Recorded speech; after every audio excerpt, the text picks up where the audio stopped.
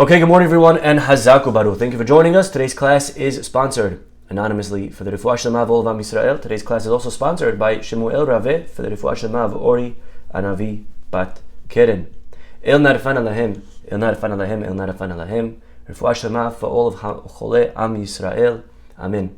My friends, as we enter Perashat Terumah, beautiful Shabbat. I want to wish a Shabbat Shalom to everybody.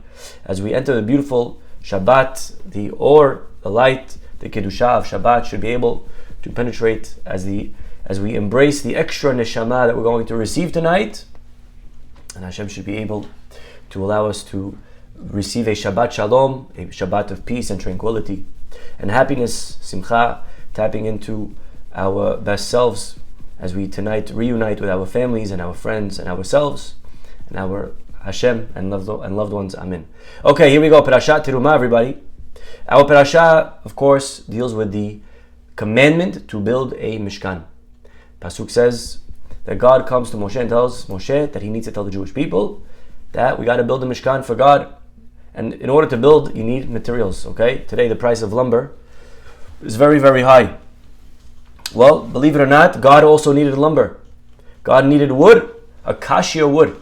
Take a look, my friends, at the materials right in the beginning of our parasha. The Pasuk says, right in the beginning, Vezod Terumah, the following are needed: Zahav, Kesef, Nehoshet, gold, silver, copper. Well, we know where they got all of those from, right? When they left Egypt, they took it off of the chariots of Paro and everyone. Utchelet ve'argaman, and we also need some materials, Tola'at Shani, and Shesh, ve'izim, and goat skin, ve'orot, eli me'odamim, and also other type of skin. And one of the materials is atzei shitim. Atzei shitim, acacia wood. Atzei shitim, very interesting thing. Take a look, my friends, at Rabbeinu Bahye. You know, I don't know if you ever went to the desert. If you go to the desert, you look around, there are no trees. That's why it's called a desert. The Jewish people are in the desert. Where are they getting trees from? They're traveling in the wilderness between Egypt and Israel. There's no trees. Where do they get all the trees? Ever thought about that? A lot of lumber, a lot of wood in order to build the Mishkan. Where are they getting it all from? Says Rabbeinu Bahye, Me'ayin haya lahem bamidbar. Where did they get it all? In the desert. Darshu Razal, our rabbis therefore tell us, Yaakov Avinu tzafa beruach HaKodesh. Yaakov Avinu saw, using his Ruach HaKodesh, he saw that in the future, Atidin Israel livnot Mishkan bamidbar. He saw that one day we would build the Mishkan. Vehevi arazim, and therefore he brought with him down to Egypt cedar trees. V'nat'an sham, and he planted them. V'tzivat banav l'telam emahem k'sheyitzu min Mizrahi. According to Rabbeinu Bahye, Yaakov Avinu foresaw that his children one day will need to build a Mishkan in the desert, and therefore he planned ahead. He prepared his children. He brought with him little cedar trees, little saplings, and he planted them in Egypt, and he told his children, when you leave here in a certain amount of years, make sure you take these trees with you. That is Rabbeinu Bahye quoting our rabbis. Rashi as well says a similar idea. And he says, Me'ayin hayu lahem bamidbar. Where did they get them in the desert? Perash Rabbi Tanchuma. Says Rabbi Tanchuma, Yaakov Avinu saw in Ruach HaKodesh that the Jewish people will build a Mishkan, and therefore he brought cedar trees and planted them. Same, very, very similar to Rabbeinu Bahye. There's one difference between these two commentaries that I just told you. I don't know if you noticed it. Very, very nuanced. Rabbeinu Bahye says, who's the author of this answer? Who said this answer? He says, Darshu Razal, our rabbis say. Our rabbis, he doesn't say who. It doesn't matter who. Our rabbis. Rashi comes along and says, Perash Rabbi Tanhuma. Rashi says, not just our rabbis, it's specifically a rabbi by the name of Rabbi Tanhuma. Now this is a question, because usually Rashi never quotes the author. He says, our rabbis say. That's what he always says, like Rabbeinu Bahye did. Our rabbis say, or some opinions say, or someone says, or he just says it anonymously. Read Rashi. Rashi doesn't usually quote scholars. He doesn't usually quote Tanaim or Amoraim. He doesn't quote rabbis. He just says, our rabbis say. It doesn't matter who said it. For some reason, Rashi felt here was important that you should know who said it. Perash Rabbi Tanhuma. Who cares? Does it matter? Was it Rabbi Tanhuma or the other one? Of course, we should give credit to the one that said it. But Rashi doesn't usually do that. So stay consistent. Either always quote who said it or don't. Here, all of a sudden, he decides to take a change of direction and quote the author of this statement. Okay, interesting question. And the truth is, just to see other answers to this question of where do they get wood in the desert. Says Ibn Ezra, he asks another question. He says, you tell me that they took wood with them from Egypt. It's hard to believe. Didn't they tell the Egyptians that we're going for 3 days? Why do you need all this wood for 3 days? Doesn't make sense. If you're going for 3 days and all of a sudden you're packing for wood to build a house for 3 days, you don't usually build a house for 3 days. What do you need wood for? Right? Imagine you're going on a trip. You tell your wife, honey, I'm going for the day. And you walk out of the house with 3 carry-ons and a luggage. You're running away from me. Don't run away. Come back here. You stay home. You're not going anywhere. Right? So the Jewish people taking wood, Ibn Ezra doesn't like that. Because it doesn't fit with the narrative. What are you going to answer the Egyptians if they say, hey, so what are you taking wood for if it's just 3 days? Okay, he says, maybe whatever a rabbi says, whatever a rabbi say, we can't argue on that. But if I could give a more rational answer,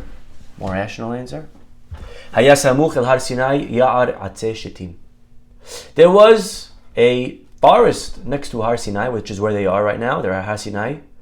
And they chopped the trees down. They cut down the trees. Okay, not sure how some environmentalists will feel about that. But they cut the trees down, and that's where they got the wood for the Mishkan. So very rational, very simple. There was a forest that they cut the trees down from. Okay. Don Yitzchak Abar Benel, look what he says. He says it's hard to say that they took them out of Egypt, like the Ibn Ezra. He says it's hard to believe that. He says He says, I'll tell you a different answer. The Jewish people had, in the desert, believe it or not, although it's usually empty, but it wasn't empty. Back then, people would pedal through the desert selling things, especially if you saw 3 million people. That's a big market. A lot of money to be made over there. It's untapped, as they say. You could go over and you sell, a lot of salads and sushi and juices. You can make a lot of money off of 3 million people. So you had peddlers that would walk by and try to sell the Jewish people. Look at these bracelets. Look at this costume jewelry. I don't know if you've ever been at the beach in one of these, islands or one of these destination places, and you have all these girls coming trying to sell you different things on the beach, right? So there were people, says the Barbanel, there were people in the desert trying to sell us things, okay? And this is where we got the wood from. We said, yes, we're going to place an order for wood, okay? Amazon Prime, and they brought the wood. So here we have a few different approaches of where we got the wood from. But just to go back to Rashi's approach, to understand, like we asked, why does Rashi say what he says? Why does he quote the rabbi? Just say it anonymous. And really, Yaakov Avinu, talk about planning ahead. This is ahead, you know what I mean? The guy's coming down to Egypt. You're going to be here for a while, 400 years. In 400 years, when they need wood, you get wood. Figure it out then. What are you bringing wood with you now down to Egypt? You had enough things to bring, Yaakov. You had to also bring wood, little cedar, saplings, in order to plant so that your kids, you don't think they can figure it out? They'll figure out where to get wood from. What do you need to bring wood, Yaakov? That's the question on him. Your children, they're adults. They'll figure out where to get wood. Did you bring gold and say when you come back you're going to need gold? They figure it out. Something interesting about the cedar trees. All right, Rabbi Jacobson have here from, I believe, the Chabad, Torah. He quotes over here something beautiful. He asks one more question. We're having soon the holiday of Pesach coming up. Taking you out of season for a minute. I know it's Purim, but I'm going to skip ahead a month to Pesach. The famous story in the Haggadah. Ma'aseh Rabbi Eliezer. There's a story with Rabbi Eliezer and Rabbi, who else? Yehoshua. Rabbi Elazar ben Azariah. And Rabbi Akiva and Rabbi Tarfon. Now these rabbis are all listed in order of greatness, you should know. Rabbi Eliezer, Rabbi Yehoshua, Rabbi Elazar ben Azariah, Rabbi Akiva. And these rabbis one year they got together. Shehayu mesubin b'bnei Berak. They were together in Bnei Brak. Okay, so that's a city that existed for a long time. Vehayu mesaperim yetziat Mitzrayim. And they were talking about the story of Egypt. Kol oto halayla. That entire night. Ad sheba'u tamidehem. Until the students came and they said, Rabbis, it's already dawn. It's already morning. It's time to get ready to say Shema. Now, this is a beautiful story. It's giving us a little history. The rabbis sitting together. There's a few questions I have on this story. Question number one. There's a rule. On the holiday, the student's supposed to visit the rabbi. Yeah, it's a halakha. And here we have the exact opposite. Here we have the rabbi, Rabbi Eliezer, visiting the student. Because Rabbi Akiva was the rabbi of Bnei Brak. These rabbis are in Bnei Brak. Bnei Brak is the town of Rabbi Akiva. They're all where? They all came to visit the student. They came to visit Rabbi Akiva. They're in his house. They're doing the Seder by Rabbi Akiva. Why? Does that make any sense? Shouldn't they be doing the Seder in Lod where Rabbi Eliezer lives? No, they're in Bnei Brak by Rabbi Akiva. The student is supposed to go to the teacher, not the other way around. That's one question. Not only that, but look at this interesting Gemara. Maaseh Rabbi Elai. Story of Rabbi Elai. Shalach lehakbil pnei Rabbi Eliezer. He went to visit Rabbi Eliezer in Lod, like we just said. He lives in Lod. This is Rabbi Eliezer, the same Rabbi Eliezer of our 5 rabbis at Pesach, right? So once upon a time, Rabbi Elai went to visit Rabbi Eliezer. And Rabbi Eliezer said to Eli, what are you doing here? He said, what do you mean, Rabbi? I came to see you. Like I'm supposed to. Come visit my rabbi on the holiday. And Rabbi Eliezer said back, I actually praise the lazy when it comes to this. I'm a big fan of the people that are lazy, that don't come to visit the rabbi. Because on the holiday, you're supposed to stay at home with your family. V'samachta ata ubetecha, the pasuk says, you're supposed to rejoice with your kids in your home. This was his opinion. His opinion was you're not supposed to go visit your rabbi, you're supposed to stay at home. Interesting. Today, a lot of people go on Rosh Hashanah to, Uman, and people go different places on different holidays. And again, everyone has their own rabbi. But you see over here, when it comes to the regalim, Rabbi Eliezer held, you should stay with your family. You shouldn't go visit even your own rabbi. Okay? So here, Rabbi Eliezer is clearly saying you're supposed to stay home and with your family. So question number 2. So why was he in Bnei Brak for Pesach? Understand the question? He's contradicting himself. When his student came to visit him, he said, what are you doing here? You should be home with your family. And then when it came to Pesach, he went to visit Rabbi Akiva on Pesach. He went to Bnei Brak. What are you doing? You're supposed to stay home. So why are you not home? That's what we call, again, it's a hypocrite a little bit, right? Why do you do that? So 2 questions so far. Again, question number 1, why is he going to the student? Question number 2, why is he going anywhere? He should be home. Question number 3, it's more of a nuanced question. They were talking about it all that night. Are those words necessary? Obviously they're talking about it all of that night. What other night are they going to be talking about it? They're talking about it all of that night. Kol oto halayla. You don't have to say that. If the Haggadah just would have said, story of Rabbi Eliezer and Rabbi Yehoshua and Rabbi Elazar ben Azariah and Rabbi Akiva and Rabbi Tarfon, that were gathered together in Bnei Brak, and they were talking about Yetziat Mitzrayim. You understand that the story is talking about Pesach. When else do you talk about Mitzrayim? You don't need to tell me that it was on that night. I got it.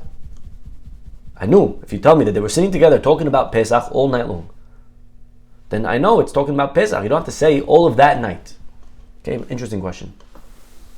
So he quotes Rabbi Lubavitcher Rebbe, and he says that the answer is very, very beautiful. You know why Rashi quotes the name of the rabbi? Because the name of the rabbi has everything to do with the answer. It's all about the name in this one. You know, who is the rabbi? Who is the rabbi that said that Yaakov brought saplings with him? What was the name? Anyone remember the name? The name was Rabbi Tanhumah. Tanhumah in Hebrew means something. What does Tanhumah mean? That's the name of the rabbi. But Tanhumah actually comes from the word Nehama. Tanhumin. Nehama means comfort. He says, you know why? Rashi quotes Rabbi Tanchuma, because the whole idea here is that Yaakov Avinu brought with him cedar saplings because they were a source of comfort for his children. They were a tanhuma, they were a nechama, they were tanhumin. So it's not just Rabbi Tanchuma, but the name of the rabbi also gives you an insight into why he did it. You see, Yaakov Avinu was very smart. Yaakov Avinu came down to Egypt, and he knew he had a tradition that we're not going to be here forever. Mashiach's going to come. We're going to get out of here. But you know what, my friends? Sometimes you lose patience. A year, 5 years, 10 years, 20 years, 100 years, 200 years. Hajj, enough. It's not coming. Sometimes we feel like that about our galut. Sometimes we're in exile. We look around what's going on in the world, the hatred. There's threats now on Shabbat. There are threats, there aren't threats. In Israel, we have to put up with all of this. Would any other country put up with any of this? A percentage of this? What's going on? Why are we here? Why is all this happening? Is Mashiach going to ever come? Is there ever going to be a salvation? Is it just like empty promises? It's hard to sometimes believe it's going to come. We believe it's going to come, but where? 2,000 years and counting. Get a move on it. Come on. Maybe it's just not. Maybe it's just empty. The Jewish people in Egypt, Yaakov knew it's going to get difficult. The slavery, the death, putting babies in bricks, the persecution. We have to realize anti-Semitism is not anything new. Bechol dor vador, every 100 years, there's always somebody else. There's Paros, and there's Hamans, and there's Hitlers, and there's Chaminikis, and there's Inquisitions, and there's everybody. This is just another generation. Bechol dor vador. And, okay, I could hold on to hope that we're going to leave. But sometimes it's hard to hold on to words. Just words. What are you going to hold on to? Words, they're nothing to hold on to. So you know what Yaakov did? Yaakov says, my children, it's not words. Look at this. I'm bringing saplings. I'm planting the seeds. I'm planting the wood. This is the tree that you're going to take with you when you leave. I'm ready to put my money where my mouth is. I'm ready to plant. I'm bringing trees with me. I'm so confident, Yaakov says. This is the tree that you're going to use to build the house of God when you get out of here. And then every year, when the parents would sit and talk to the children, Mom, Dad, what's going on? Are we ever going to leave? I said, of course we're going to leave. Yaakov Avinu said we're going to leave. I said, okay, but no, come here. They would take their kids by the hands. Look at those trees. You see those trees? Those trees weren't planted yesterday. They were planted decades ago by Yaakov. He planted them when he came. They were this big. Look at them now. Because Yaakov had a prophecy. And the kids, they saw the trees and instilled in them emunah. It instilled in them the comfort. When they saw it, they were tanhumin, they were Rabbi Tanhuma. They were comforted and they said, if that's the case, we're going to get out of here. We're not going to be comfortable. It's not going to be forever like this. Slavery is only temporary. We have a future. We don't have to live. We don't have to accept this. We're not going to settle for this. And they saw those trees. Those trees comfort them. What an amazing idea, my friends. The pasuk says, "Tzaddik katamar yifrah." The righteous person, tzaddik, like a tamar. You know what's a tamar? A tamar is a palm tree. The tzaddik, like a palm tree, yifrah, blossoms. Ke'erez balevanon, like a cedar tree. Like a cedar tree of the north of the Lebanon. He's scared. Yaakov Avinu, he plants cedar trees. But you know what? He doesn't just plant physical cedar trees. He did plant cedar trees. But this goes a step deeper. I'll tell you what it means, my friends. Yaakov Avinu plants righteous cedar spiritual leaders. A cedar is compared to a tzaddik. Yaakov Avinu wasn't a one-time thing. Yaakov Avinu has existed in every generation. Every generation has their leaders. They're Yaakovs that give the people hope. That's really what a leader's job is. A leader's job is supposed to be looking at you and helping you reach your greatness. A leader's job is not to show you their greatness. Some people, they talk to you about themselves. There's a guy on a date with a girl. For 2 hours, he's talking about himself. Finally, after 2 hours, he says, all right, enough about me talking about me. Now you talk about me. Some people, they just look at themselves. They talk about themselves. They want to share what they've accomplished, what they've achieved. They want to show you how big they are. A leader, someone who's a leader, is helping other people show them how big they are. Remember on Rosh Hashanah, we said Shenihye lerosh velo lezanav. May we be this year like a head and not a tail. But we asked the question, if you remember, is that really true? Don't our rabbis tell us in Pirkei Avot that sometimes it's better to be a zanav la'arayot? It's better to be a tail to a lion. Velo rosh la'shu'alim, not a head of a fox. So which one is it? Are you supposed to be the tail of a lion? Or are you supposed to be lerosh velo lezanav? You're supposed to be heads and not tails. You tell me to be a head, but then you tell me it's okay to be a tail of a lion. But the answer is, my friends, if you've ever seen a lion walk, how does a lion walk? He walks with his head high and his tail high. You see, if you're part of a lion, if you surround yourself with lions and leaders, then even if you're the tail, you're going to be up. A lion helps lift not only the head, even the tail. That's a real leader. That's a real lion. Sheniyeh lerosh means we should surround ourselves with people that are going to help build us up, and we should make sure that we are people that are building other people up. But if you walk around the fox, a shu'al, you ever saw a fox walk? Not only is his tail low, but even his head is very low, right? That's what a fox does. A fox pulls everyone down. Our job as leaders, and we're all leaders, we're leaders of a home, of a family. We could be a leader at a workspace. We could be a leader of a marriage, right? We could be a leader of a community. If you're a leader, you could be a leader of a friend group. Our job is to help build people, to show them what they're capable of, to show them that they're big, to make them feel big. That's what a leader does. Yaakov Avinu lifts, but he planted cedar trees. He planted in every generation. There are tzaddikim, there are leaders that have the spark of Yaakov. The pasuk says in Ashrei, Lehodia livnei ha'adam gevurotav uchvod hadar malchuto. Simply it means, what does it mean? Lehodia livnei ha'adam gevurotav. Our job is to show people how great God is. Uchvod hadar malchuto. And the honor of his kingship. The rabbis say a little bit sharper. Lehodia livnei ha'adam, your job is to tell people, to notify people, kevurotav, of their own greatness. Yeah, to show people how big they are, how gibor they are, how strong they are, how capable they are. We have to build, we have to pick up, never destroy, never knock, never pull down. That's a real leader. Every generation has those leaders, special people, Yaakov Avinus, that have that ability to instill confidence and hope and faith, optimism. Ma'aseh Rabbi Eliezer. These 5 rabbis, Shahayu Mesaperin, they were, you know when they were gathered? Kol Oto Halayla. That entire night. Which night? Oto Halayla. They lived, my friends, right after the destruction of the temple. These are rabbis that saw the glory of the Beit HaMikdash being burned down to the ground in flames. Story of Rabbi Akiva himself. Remember when he was walking by the Holy of Holies, he saw a fox, he saw wolves inside the Kodesh Kodashim, and he was with other colleagues, he was with other rabbis. They started crying. They said, what's going on? How could it be that the Holy of Holies is now being polluted by animals? And Rabbi Akiva saw this, he started laughing. He said, what a beautiful, beautiful sight. I said, we're talking about beautiful sight. He said, well, you see, the first pasuk says that there's going to be one day, the area of the temple is going to be plowed. Plowed! Right here, it's plowed. It's gone. There's no more building. You could plow over it. But that means there's another pasuk that says that one day children will walk through the streets of Jerusalem again. And now that I see that the first pasuk has been fulfilled, that it's, look, there's foxes roaming, I know also that there will be the other pasuk fulfilled of children one day will come here.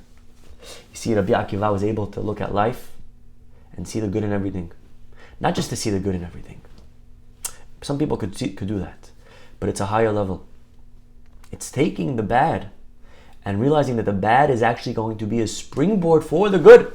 I'm going to somehow use this bad as a way of, it's not bad. Gamzu letova. Even this is tov. This looks like bad, but it's actually part of the building process. If you look at plowing, if you see someone plow, what do you think he's doing? You think he's destroying. What are you doing? You're ruining the ground. You don't know what we're talking about. I'm not ruining the ground. I'm preparing the ground. It looks like your amateur eyes that it's ruining. I'm not ruining nothing. I'm preparing. It's part of the building process. Right? It's part of building. Rabbi Akiva was able to see every tragedy, catastrophe, calamity, and realize that that's part of the building. This is leading to the Geulah. You know, a lady, when she gives birth, she gives birth on a birth stool. And you know how you say birth stool in Hebrew? At least in Mishnah language. It's called a mashber. Mashber, a birth stool. Now that word mashber has a root. The root of the word is mashber is shever. Shever, isn't that the most strangest of things? Shever? Broken? You mean break is the same word for birth stool, for life? But the answer is yes. Sometimes from breaking, we can be born and we could grow more than we could have before. That's why, by the way, in the Aron, in this week's parasha, what do we put in it? Not only the tablets, we put also the broken tablets. Because even the broken, the mashber in life, we can use somehow to become better and greater than even before. Sometimes if you're in a relationship with your spouse, it's a very powerful relationship. It's okay. You get into a very big fight. But you know what? That fight, somehow, if you're able to reunite after, you make a knot. You take a broken rope and you tie it together. That knot is stronger than even before. Sometimes, husband and wife, they get into a bad, ugly fight. But if they go through the healing process properly, they're able to have a stronger marriage than even before. They could go back from having an average to an amazing marriage, all thanks to that horrible fight.